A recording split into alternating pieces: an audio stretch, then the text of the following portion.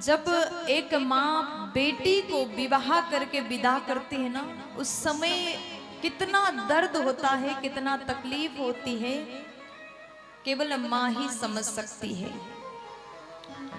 बेटी के विदाई का पल, विदाई का क्षण माँ बाप के लिए अत्यंत कष्टदायक होता है, बहुत दर्द होता है। लेकिन जानकी मैया केवल माँ बाप की प्यारी नहीं है, केवल माता पिता ही इनको प्रेम नहीं करते, पूरा नगर इनको प्रेम करते हैं। जनकपुर में मैया जानकी भक्ति समान है, भक्ति के रूप में इन्होंने अवतार लिया है। आज जैसे मैया को विदाई करने का पल आया, पुनि पुनि सिय गोद करी ले। जानकी जी छोटी हैं अभी। सुनैना मैया ने जानकी माँ को गोद में लिया, बार बार गोद में लेती हैं और बार बार हृदय से लगाती हैं। और जाने से पहले कहा कि बेटा, ससुराल में जाकर के हमेशा सबका सम्मान करना। एक माँ जो संस्कारी माँ होती है ना, कभी भी अपने बेटी को ये नहीं कहती कि जाकर के दूसरों से लड़ाई करना। अगर तुम्हारी सास या फिर जेठानी देवरानी एक भी तुम्हें गाली दे तो पलट करके तुम भी देना। कभी भी अच्छी माँ नहीं ज्ञान देती है ऐसा। हर माँ को मैया सुनैना से ये संस्कार सीख लेना चाहिए। सुनैना मैया सीता जी को समझाती है, देवी बेटी,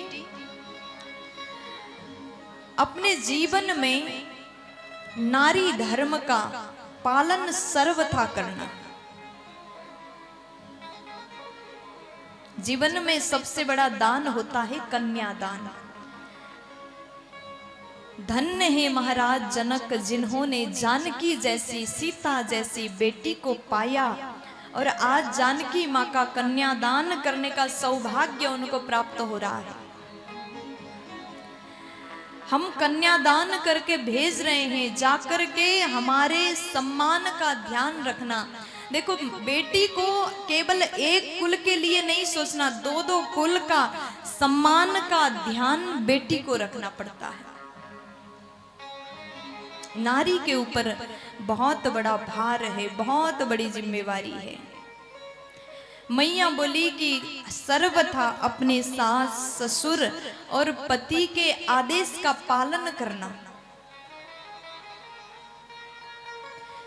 जब भगवान शंकर के साथ में विवाह हुआ था मैया भवानी का, तो उस समय जब मैना मैया अपनी बेटी को सिखा रही थी, समझा रही थी, उस समय सास ससुर के बारे में नहीं कहा था, क्योंकि भगवान शंकर के माता पिता ही नहीं थे।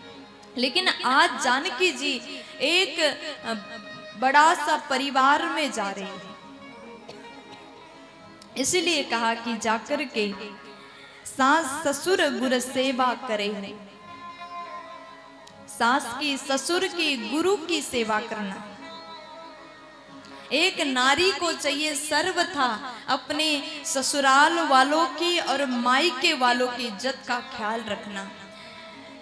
सबसे बात करना तो कोमल बाड़ी में बोलना, कभी अपने बाड़ी को ऊंचा मत करना। सारी बातें मैया सुन रही हैं और सीख रही हैं।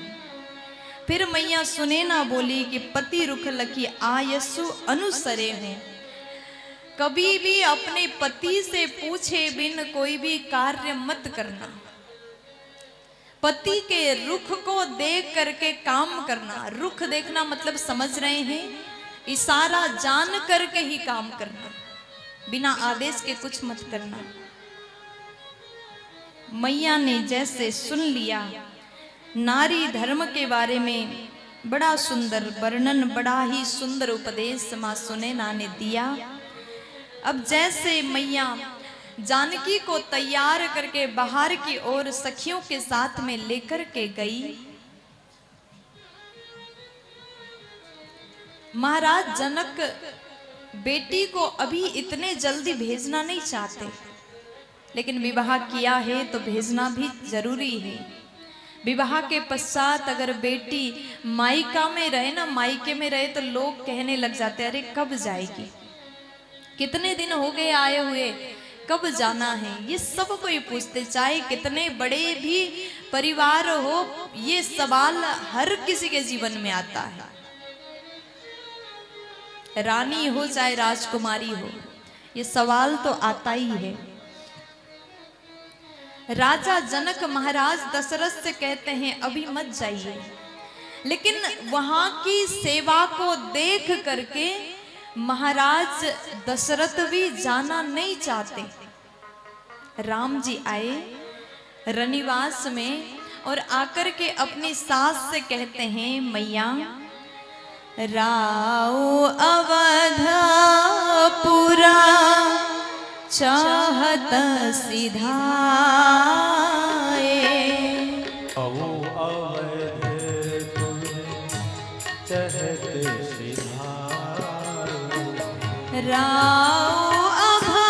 अवधपुरा चाहत सिधाए। राव अवधपुर चाहत सिधाए। विदा होना हम यहाँ पठाए।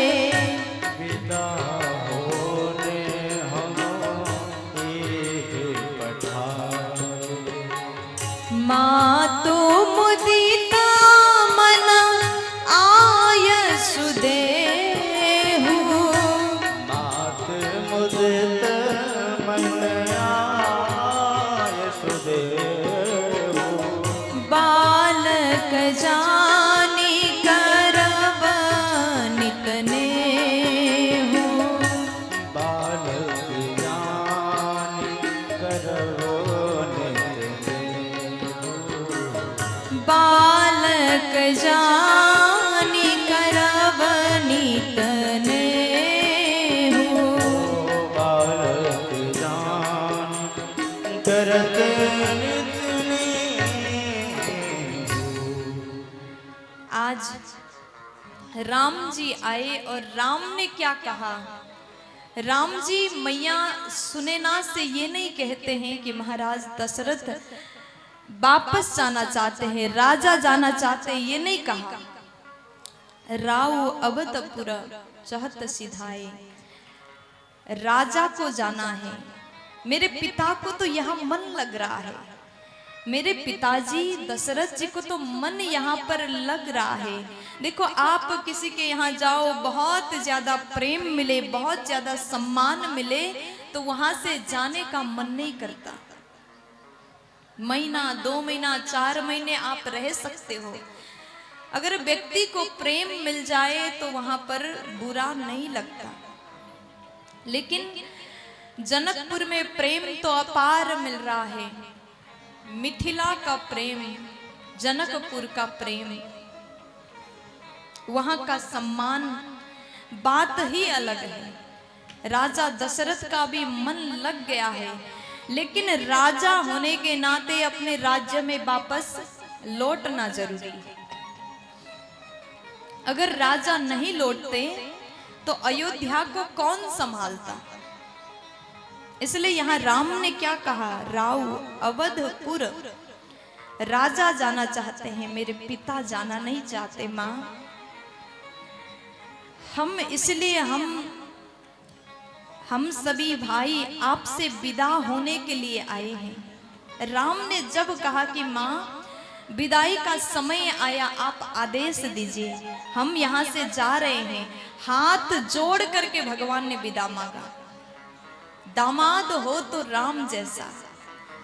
आजकल जो दामाद होते हैं ना, वो ससुराल में जाकर के इतना अभिमान दिखाते हैं, ससुराल वाले भी सोचते ऐसा दामाद तो बार बार ना आए तो अच्छा है। ससुराल जाइए तो अपने सास ससुर को भी माँ बाप के समान प्रेम करो। आपकी पत्नी के माता पिता है तो आपके भी माता पिता है। जिस प्रकार से एक बेटी सास ससुर को अपने माँ बाप मानती है ना, उसी प्रकार दामाद को भी चाहिए अपने सास ससुर को माँ बाप मानो। यहाँ भगवान ने सास नहीं कहा। मातु मुदिता मना आयसुदेहु, मातु मुदित मना आयसुदेहु। मैया प्रसन्न मन से मुझे आदेश दीजिए। शब्द को गौर करिए। आदेश, अगर आप आदेश करेंगे ना तो हम यहाँ से चले जाएंगे। और उसके बाद तुरंत एक लाइन बाद भगवान कहते हैं, बालक जाने करब नित ने हो। मैया मुझे दामाद मत मानिएगा, मुझे बालक मानिएगा। जिस प्रकार से राम जी ने अपने सास से व्यवहार किया, जो सम्मान अपने सासू मैया को दिया, उसी प्रकार दुनिया का हर दामाद अपने सास से प्रेम करने लगे, अपने सास को माँ मानने लगे, तो माँ बाप कितने खुश हो जाते, जरा कल्पना करिए। अपने बालक मानना। मुझे जीवन में मैया कभी भी दामाद मत समझना। अगर आप मुझे दामाद मानोगी ना तो मुझे थोड़ा कष्ट होगा। दामाद जब मानोगी तो मुझे लगेगा कि रिश्ता थोड़ा दूर का है। अगर आप बालक मानोगी ना तो मुझे बड़ी प्रसन्नता होगी। माँ, जैसे माँ ने सुन लिया, अब मैया सुनैना को लगा कि अब मुझे सब कुछ मिल गया। अभी तक बेटी थी, अब बेटी के विवाह के पश्चात दामाद नहीं मिला, एक बेटा हमको प्राप्त हुआ। एक नहीं, चार बेटे हमको मिल गए। मैं आप सभी से निवेदन करूंगी, आपकी शादी हो गई होगी या फिर होने वाला होगा, तो आप शादी करोगे ना तो वहां दामाद बन के कभी मत जाना। दामाद बन के जाओगे तो रिश्ता थोड़ा दूर वाला होगा। दामाद को करने वाला इज्जत थोड़ा अलग लेवल का होता है, केवल नियम किया जाता है। अगर बेटा बन के जाओगे तो प्रेम से स्वीकारा जाएगा। प्यार से बोलो